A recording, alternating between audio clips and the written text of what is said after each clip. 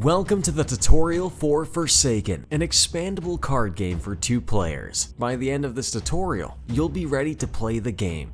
Let's get started. In order to play, you'll need to bring a 40 card deck. This could be a pre-constructed sealed deck or a constructed deck that you've built yourself.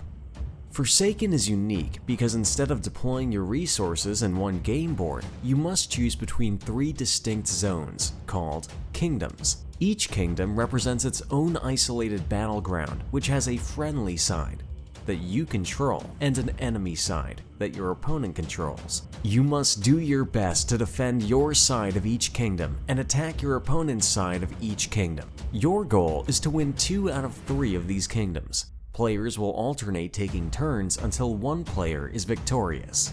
Each player begins the game with a tower on their side of each kingdom. Each tower begins at 10 faith. Your objective is to reduce 2 out of 3 of the enemy towers to 0 faith. When you reduce an enemy tower to 0 faith, you have won that kingdom. You'll accomplish this by attacking your opponent's towers with your followers, playing devastating decrees to push your advantage and prevent your opponent from mounting a good offense, and enhancing your armies with kingdom-wide blessings. If you get into a bind, a miracle may end up saving you from the jaws of defeat. There are 5 gods in the game: Strife, Lord of War; Occult, God of Mysticism; Contagion, God of Decay; Grandeur, God of Glory; Infestation, God of Growth. Each god represents its own faction. Each card in the game has an allegiance to one of these factions. The cards in each faction have their own unique abilities and their own unique devotion cost symbol, which lets you know which altar you must build in order to play that card from your hand. Altars. Altars are the currency of the game and the key to playing cards from your hand. Each of the 5 factions has its own distinct altar that can be used to play cards and use abilities associated with their god. Each turn, you can build 1 altar in each of your kingdoms. If you have 5 altars in a given kingdom and you have not already built an altar in that kingdom for turn, you may upgrade one of those altars to a temple. A temple can provide devotion for any god. Each card has a devotion cost, which indicates how many altars are required to play that card from your hand. In order to do so, you must exhaust the altars specified in that card's devotion cost. A number indicates that any altar can be exhausted to pay that cost. Exhausted altars cannot be used to provide devotion again until they become refreshed. The kingdom where you pay a card's devotion cost is where its effect will happen, so you must choose where to build your altars wisely. Each kingdom has a limit of any combination of 5 altars and temples, 3 followers, 3 miracles, and 3 kingdom-wide blessings. Each god has a unique effect that you can activate by paying 2 devotion of that god in any of your kingdoms. This is called channeling a god. For example, channeling Infestation creates a 1/1 insect token in the kingdom, in which you pay its channel cost. You may only channel a god once per turn. Followers. Each follower card has 7 important attributes: card name, devotion cost, follower type, card ability, zeal, faith, rarity. Followers enter play from your hand refreshed, but they cannot attack or bow on the same turn in which they entered a kingdom. Followers can be attacked by an enemy follower on the opponent's turn after they entered a kingdom, as long as they are refreshed.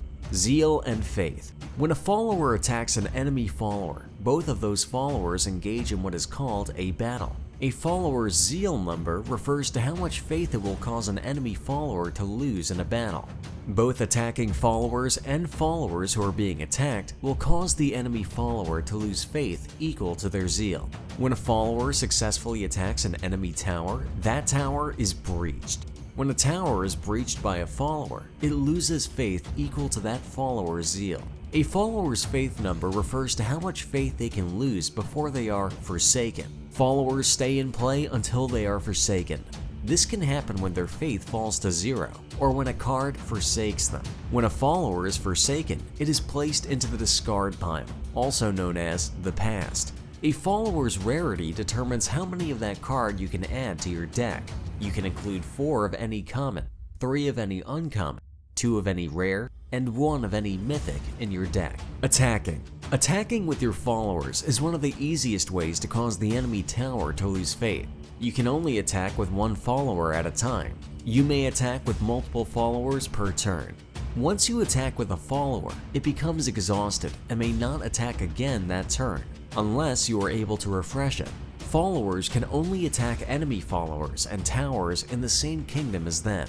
In order to attack, choose which friendly follower you want to attack with, and which enemy follower or undefended tower you want to attack with that follower. If your opponent has any refreshed followers in a kingdom, you cannot attack that kingdom's tower directly. You must first remove any refreshed enemy followers before you can attack that kingdom's enemy tower. If your opponent does not have any refreshed followers in a particular kingdom, you are free to attack their tower in that kingdom directly. Attacking causes your follower to become exhausted. Exhausted followers cannot attack, use a bow ability, and importantly, they cannot be attacked by enemy followers. Decrees. Decrees deliver powerful, one-time effects. When you play a decree, it is placed into the gate, so you can decide which follower your decree will target. After you play a decree and it fulfills its effect, it is placed directly into the past. Kingdom-wide blessings. Kingdom-wide blessings stick around and have long-lasting and powerful effects for as long as they remain in play. Kingdom-wide blessings affect the entire kingdom in which they are played. This can include enhancing the followers in that kingdom or changing the rules of that kingdom. Miracles. Miracles are a special type of card which are played face down and have a delayed effect. Miracles don't do anything when you first play them. Their effect remains a secret until your opponent performs the game action that is specified on the miracle card. Miracles can only flip up on your opponent's turn. Only when it is flipped face up does its effect then happen. The main phase. During your turn, you can take 6 distinct game actions.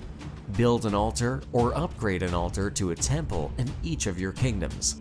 Play a card in any kingdom in which you can satisfy its devotion cost. Activate an ability of one of your followers. This may cause them to bow. Channel a god. Attack with one of your friendly followers. Concede any of your kingdoms. You may do this if you think you cannot overcome your opponent's advantage in this kingdom and want to deny them the chance to use their resources in that kingdom on their next turn. When you concede a kingdom, your opponent wins that kingdom. When a player wins a kingdom, both players' cards in that kingdom are placed into the past. You may perform these actions in any order, and you may alternate back and forth between different actions multiple times. The refresh phase. During your refresh phase, which occurs at the start of your turn, all of your exhausted cards become refreshed, and you draw a card from the top of your deck. How to begin the game. One player will be randomly determined to take the first turn of the game. The player who goes first will draw 7 cards from the top of their deck. The player who goes second draws 8 cards. The mulligan phase. After each player draws their hand, they will have the option to choose which cards to keep and which cards to shuffle back into their deck. The cards you choose will be replaced by fresh cards from the top of your deck. You can only mulligan once. After each player mulligans, the game begins. Both players will skip the refresh phase on the first turn of the game. The player who goes first begins the game as the active player. The player who goes second is the inactive player. The active player is the only player who can take any of the 6 distinct main phase actions. As the inactive player, the only action you can make on your opponent's turn is to choose the target of an ability of a follower if it happens to trigger on your opponent's turn. You must also decide which cards you want to discard or tribute when your opponent forces you to do so. You can't play cards or take any of the 6 distinct main phase actions on your opponent's turn. Players will alternate taking turns as the active player until one player is victorious and has reduced 2 out of 3 of the enemy towers to 0 faith, or caused their opponent to concede their kingdoms. This concludes the tutorial. Now you're ready to play Forsaken. Thanks for watching. May the gods bless your kingdoms.